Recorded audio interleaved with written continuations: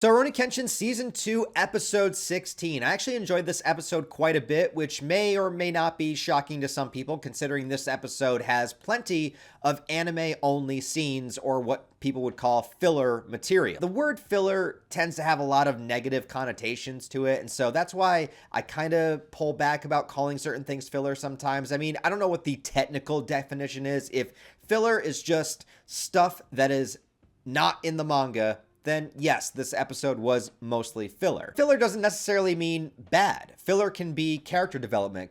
Filler can be giving you clues and ideas of plot details that are going to happen in the future. I think where people get frustrated about filler is when it takes too long to catch back up to the original story, if it contradicts something that's going to come later, if it feels out of place, or if you get that sense that what you're watching is just some kind of bullshit to pad out time. That's not the case with this episode, and I actually think the added material that they put into this episode works very, very well for some upcoming events, and I liked it. I enjoyed the added stuff that they put in here, and I figured too, with Season 2, no way in hell getting to the end of the Kyoto arc, they have to end on some kind of cliffhanger that we're going to get in episode 23. So to kind of not have us right smack dab in the middle of an event that would be the worst cliffhanger of all time, I feel like some of the added material that they could put in from this point forward would help kind of lead us to a more satisfying cliffhanger. It's going to be a cliffhanger no matter what, but at least a more satisfying one that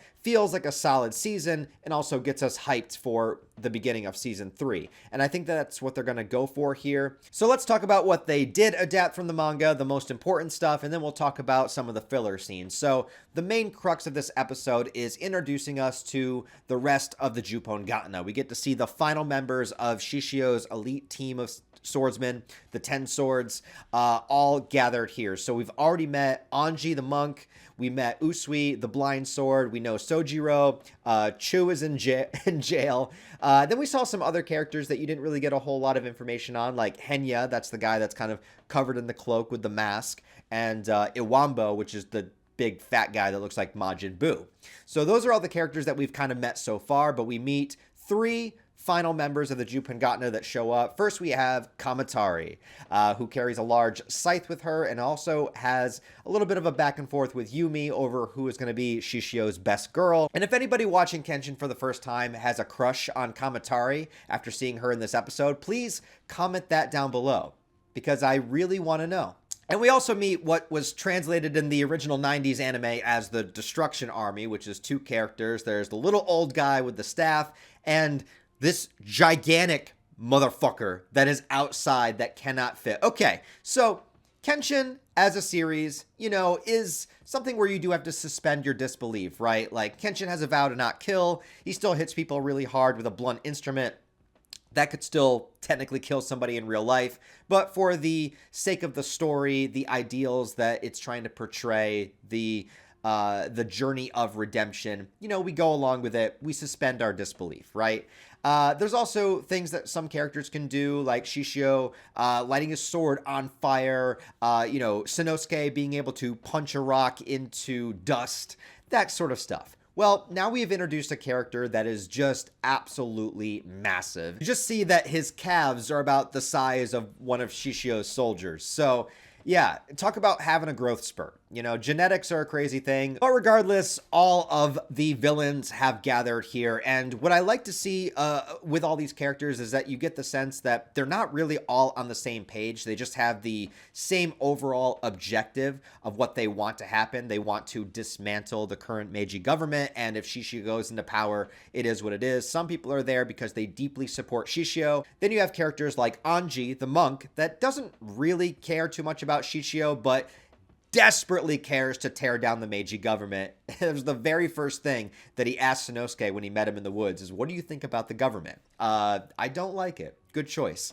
Anyways, so we have characters like that. And then you have characters that are just vicious assholes like Usui, you know, that also is there for the potential to get revenge on Shishio someday. So you have all these characters that are here for their own particular agenda that just tends to line up with what Shishio is trying to accomplish. And I like that idea. You know, I like it a lot more than just having the generic, you know, blind faith in your leaders kind of thing that happens with a lot of villains.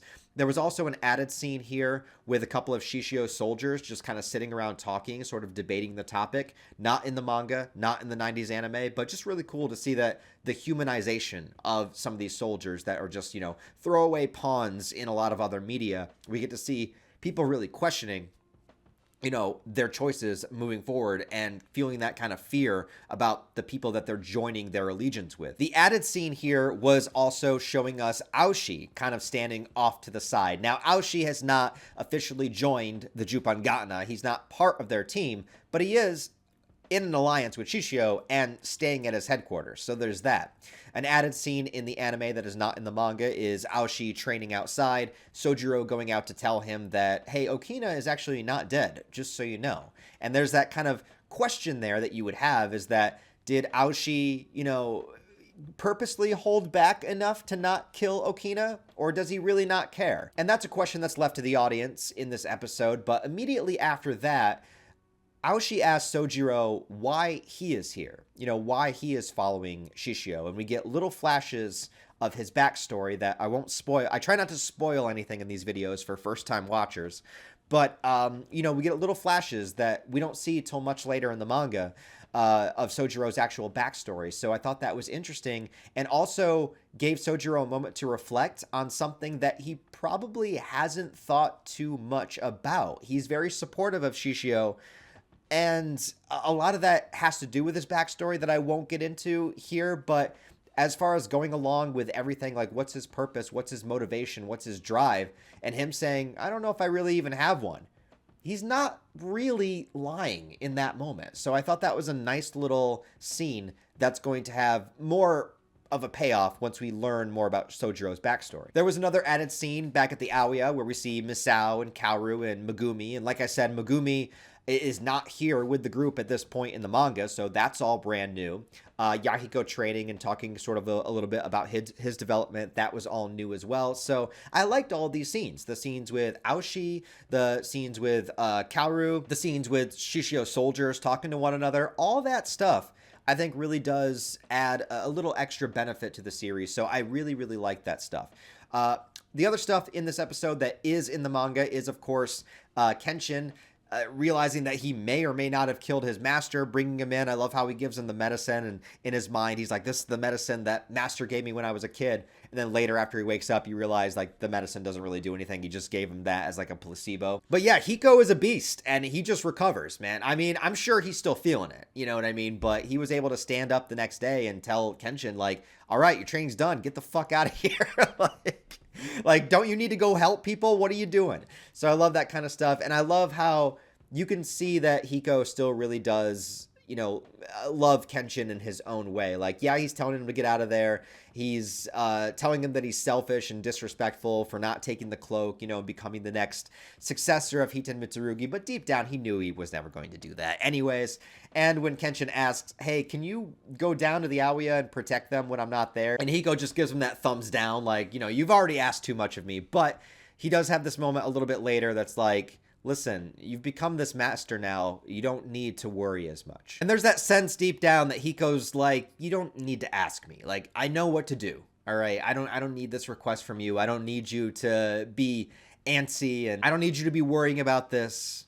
We got this. All right. So Kenshin goes back down the mountain, heading back into the city of Kyoto, which is apparently going to be burned to the ground, or at least that's the plan. That's the plan that we know. So yeah, I really like this episode. It was mostly anime-only content, which was interesting, but always fun for me in a way, because it's new Kenshin content in a way. You know, it's like I'm so used to the Kyoto arc as is, so it's nice to see a little bit of extra things for me. So maybe that's why I like it too, and I don't really consider it to be like the negative kind of filler. I kind of enjoy seeing a little bit of extra moments with these characters that I've known and loved for so long, you know? So anyways, I'd enjoyed it, guys. So let me know what you thought about it down below. Leave your thoughts, theories, opinions. Tell me if you have a crush on Kamatari, because I need to know now. And thanks for watching, guys. I do appreciate it. And thank you, everybody that sent in a super thanks last week and the week before and throughout this whole series, man. It really does help me out a lot. So thank you, guys. Appreciate you. I'll see you next week.